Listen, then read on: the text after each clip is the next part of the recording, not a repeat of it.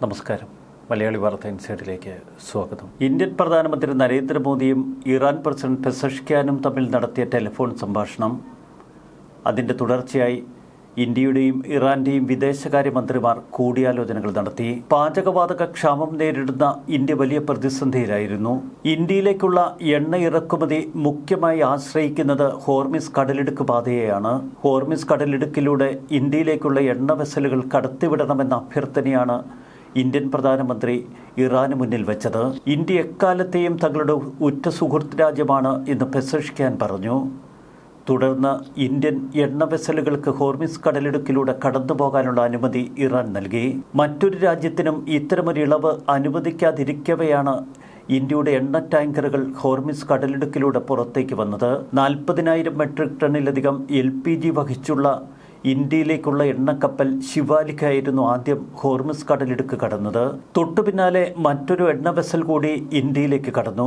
28 എണ്ണക്കപ്പലുകളാണ് ഹോർമിസിന്റെ കിഴക്കും പടിഞ്ഞാറുമായി ഇന്ത്യയിലേക്ക് പുറപ്പെടാൻ കാത്തു നിൽക്കുന്നത്. ഇന്ത്യയും ഇറാനും സുഹൃത്തുക്കളാണ്. ഞങ്ങൾക്ക് പൊതുവായ താല്പര്യങ്ങളുണ്ട്. ഇന്ത്യയിലെ ജനങ്ങളുടെ കഷ്ടപ്പാട് ഞങ്ങളുടെയും കഷ്ടപ്പാടാണ്. ഇതായിരുന്നു പെസഷ്ക്യാന്റെ പ്രഖ്യാപനം. ഇന്ത്യ നേരത്തെ അഭയം കൊടുത്തിരുന്ന ഇറാനിയൻ നാവികരെ പ്രത്യേക ചാർട്ടേഡ് ഫ്ലൈറ്റിൽ തിരികെ അയക്കാനുള്ള ശ്രമങ്ങളും വിജയിച്ചു. ഇന്ത്യയുടെ കപ്പലുകൾ ഹോർമിസ് കടലിടുക്ക് കടന്നതോടെ പെസഷ്ക്യാന്റെ മറ്റൊരു പ്രഖ്യാപനം, അമേരിക്കയുടെയും ഇസ്രായേലിന്റെയും കപ്പലുകൾക്ക് മുന്നിൽ മാത്രമാണ് ഈ പാത അടച്ചിരിക്കുന്നതെന്നായിരുന്നു പെസഷ്ക്യാൻ പറഞ്ഞത്.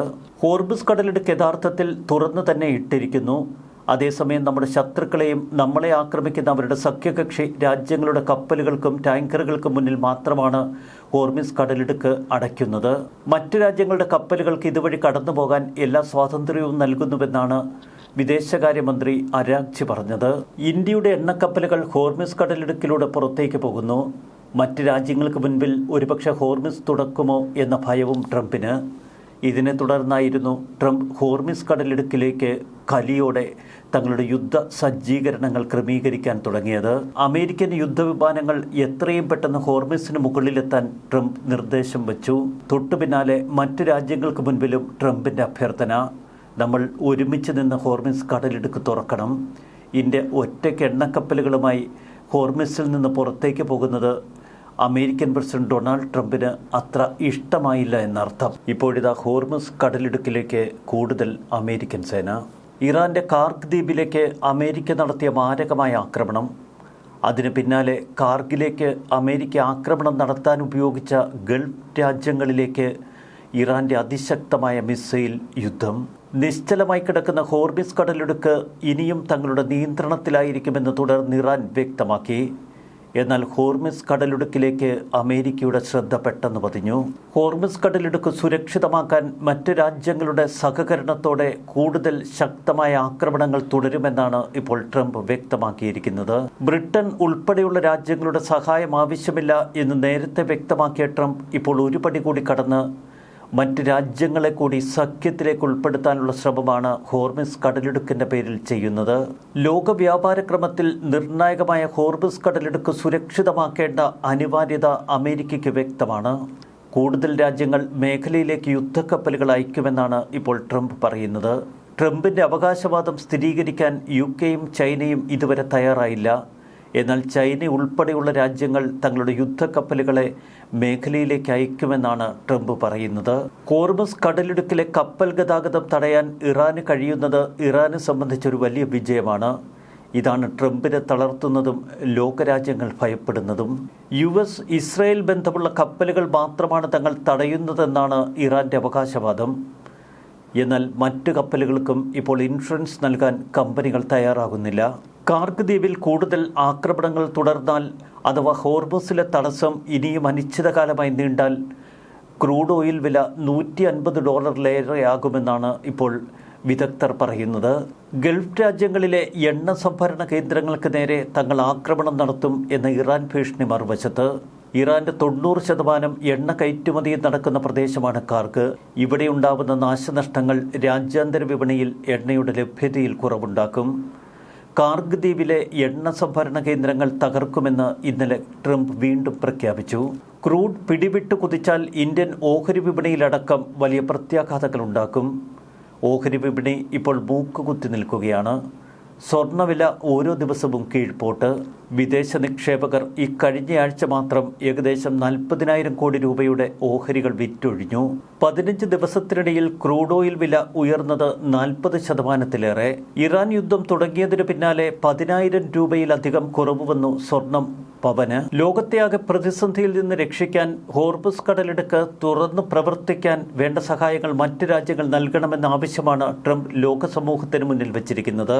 തങ്ങളെ സഹായിക്കാൻ ബ്രിട്ടീഷ് പടക്കപ്പലുകൾ അയക്കണമെന്ന അഭ്യർത്ഥനയും ട്രംപ് മുന്നോട്ട് വെച്ചു. ഇറാന്റെ സൈനിക ശക്തി 90%-ലധികം നശിച്ചുവെന്നാണ് ട്രംപ് പറയുന്നത്. എങ്കിലും 1-2 ഡ്രോണുകൾ അയക്കുന്നതിനോ മൈൻ വിതറുന്നതിനോ അല്ലെങ്കിൽ ഹ്രസ്വദൂര മിസൈലുകൾ കപ്പലുകൾക്ക് നേരെ തൊടുത്തുവിടുന്നതിനോ അവർക്കിപ്പോഴും ശേഷിയുണ്ട്. ഹോർമുസ് കടലിടുക്കിൽ ഭീതി പരത്തിക്കൊണ്ട് അവർ സൃഷ്ടിച്ചിരിക്കുന്ന പ്രതിസന്ധി ചൈന, ഫ്രാൻസ്, ജപ്പാൻ, ദക്ഷിണ കൊറിയ, UK തുടങ്ങിയ രാജ്യങ്ങളെ പ്രതികൂലമായി ബാധിക്കുന്നു.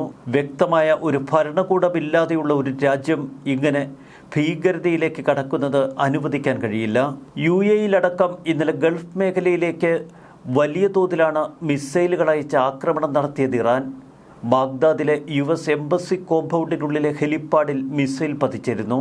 ഇറാനിയൻ ഡ്രോണിന്റെ അവശിഷ്ടങ്ങൾ പതിച്ചാണ് യുണൈറ്റഡ് അറബ് എമിറേറ്റ്സിലൊരു എണ്ണ കേന്ദ്രത്തിൽ തീപിടുത്തമുണ്ടായത്.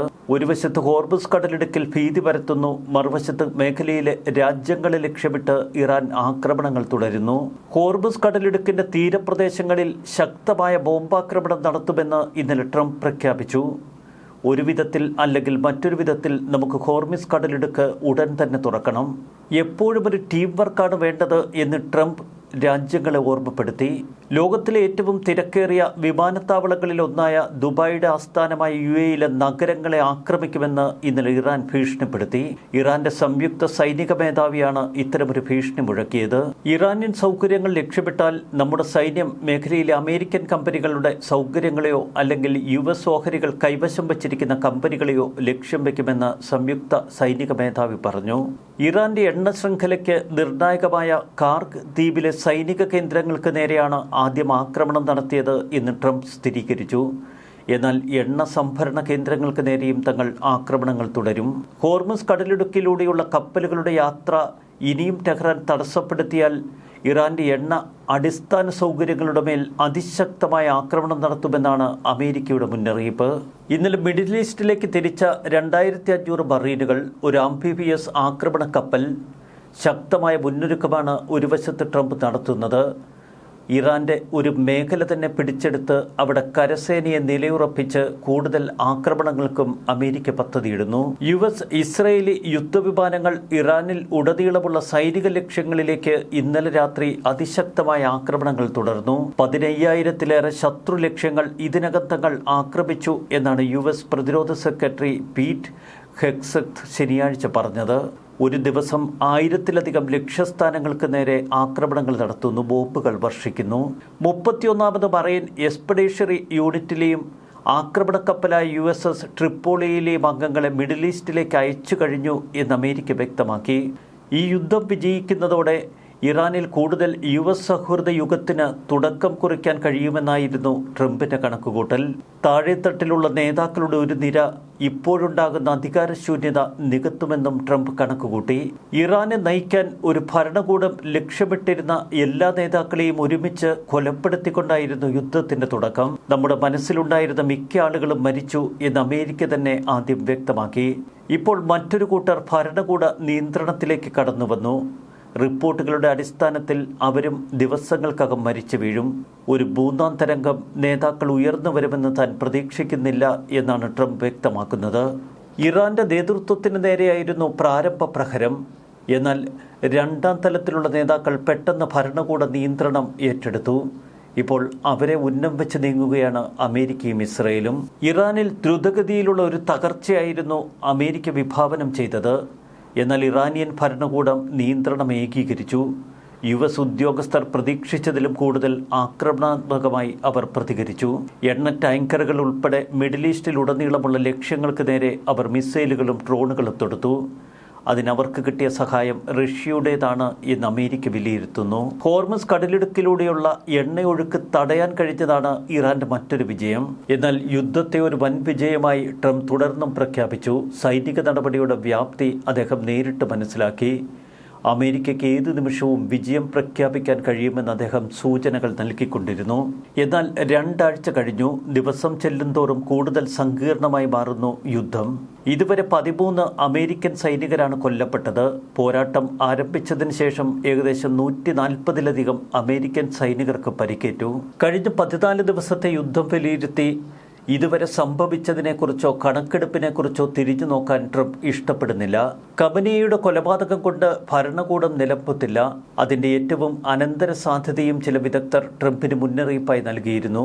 സമാനമായ മറ്റൊരു നേതാവ് സ്ഥാനമേൽക്കുമെന്നാണ് ട്രംപിന് പ്രത്യേക മുന്നറിയിപ്പ് നൽകിയത്. എന്നാൽ ഇറാൻ ഭരണകൂടത്തിലേക്ക് അമേരിക്കയുമായി സൗഹൃദപരമായ ഒരു മുഖം ഉയർന്നു വരുമെന്ന് ട്രംപ് സ്വപ്നം കണ്ടു. എന്നാൽ അതൊരു പ്രതീക്ഷ മാത്രമാകുമോ എന്ന ഭയമാണ് ചിലർക്ക്. മുജ്തബ ഖമനേയി ജീവിച്ചിരിപ്പുണ്ടോ എന്ന കാര്യത്തിൽ പോലും ട്രംപിന് നിശ്ചയമില്ല. ഇറാന്റെ പുതിയ പരമോന്നത നേതാവ് മുജ്തബ ഖമനേയിയുടെ ആരോഗ്യത്തെക്കുറിച്ച് ഓരോ ദിവസവും പുതിയ ഊഹാപോഹങ്ങൾ പരക്കുന്നു. മുജ്തബ ജീവിച്ചിരിപ്പുണ്ടോ എന്ന സംശയം ഇപ്പോൾ ഉയർത്തിയിരിക്കുന്നത് അമേരിക്കൻ പ്രസിഡന്റ് ട്രംപ് തന്നെയാണ്. മുജ്തബയെ അലട്ടുന്നത് ഗുരുതരമായ ആരോഗ്യ പ്രശ്നങ്ങളാവാം, അല്ലെങ്കിൽ അദ്ദേഹം മരിച്ചിട്ടുണ്ടാവാം. ഫെബ്രുവരി 28-ന് ടെഹ്റാനിലെ ഖമനേയിയുടെ കൊട്ടാരത്തിന് നേരെയുണ്ടായ US-ഇസ്രായേൽ സംയുക്ത ആക്രമണത്തിൽ ഖമനേയും കുടുംബാംഗങ്ങളുമൊക്കെ കൊല്ലപ്പെട്ടിരുന്നു. ആക്രമണത്തിൽ മുജ്തബ ഖമനേയിക്ക് ഗുരുതരമായ പരിക്കേറ്റുവെന്നാണ് അമേരിക്ക പിന്നീട് വിലയിരുത്തിയത്. മുജ്തബയുടെ ഒരു കൈയും കാലും വരെ നഷ്ടപ്പെടാൻ സാധ്യതയുണ്ട്. ഇത്തരമൊരു സാഹചര്യത്തിലാണ് ഇപ്പോൾ ട്രംപിൻ്റെ വ്യത്യസ്തമായ ഒരു വിശകലനം. അദ്ദേഹം ജീവിച്ചിരിപ്പുണ്ടോ എന്നറിയില്ല. ഇതുവരെ ആർക്കും അദ്ദേഹത്തെ കാണാൻ കഴിഞ്ഞിട്ടില്ല. അദ്ദേഹം ജീവിച്ചിരിപ്പില്ല എന്നാണ് ഞാൻ കേൾക്കുന്നത്. അഥവാ ജീവിച്ചിരിപ്പുണ്ടെങ്കിൽ രാജ്യത്തിന് വേണ്ടി വളരെ ബുദ്ധിപരമായ എന്തെങ്കിലും ചെയ്യാൻ കഴിയണം. അതുകൊണ്ട് മുജ്തബ ജീവിച്ചിരിപ്പുണ്ടെങ്കിൽ കീഴടങ്ങണമെന്നാണ് ട്രംപ് പറയുന്നത്. മുജ്തബ ഖമനേയി ജീവിച്ചിരുന്നാലും ഇല്ലെങ്കിലും ഇറാൻ പ്രത്യാക്രമണങ്ങൾ ഇപ്പോഴും തുടരുന്ന കാഴ്ച മറുവശത്ത്. അതുതന്നെയാണ് ലോകം ഏറ്റവും അമ്പരപ്പോടെ നോക്കുന്നതും. ഇത്രയധികം ആക്രമണങ്ങളിലൂടെ ഇറാൻ കത്തിയെരിയിച്ചിട്ടും എങ്ങനെ അവർക്ക് ഇപ്പോഴും പ്രത്യാക്രമണം തൊടുക്കാൻ കഴിയും? ഇറാന്റെ ഹൃദയം എന്ന് പറയുന്ന കാർക്ക് ദ്വീപ് വരെ അമേരിക്ക ആക്രമിച്ചു. 15,000-ലേറെ ഇടങ്ങളിൽ ബോംബ് വർഷിച്ചു. തീക്കുണ്ടമായി പല മേഖലകളും ഇപ്പോൾ പൊടിപടലങ്ങൾ നിറഞ്ഞിരിക്കുന്നു. എന്നിട്ടും ഇറാൻ നിലംപൊത്തുന്നില്ല, ഇറാൻ കീഴടങ്ങുന്നില്ല. ലോകരാജ്യങ്ങളോട് ഹോർമുസ് കടലിടുക്കിലൂടെ പടക്കപ്പലുകളുമായി എത്താൻ ട്രംപിന്റെ അഭ്യർത്ഥന. ന്യൂസ് ഡെസ്ക് മലയാളി വാർത്ത ഇൻസൈഡ്.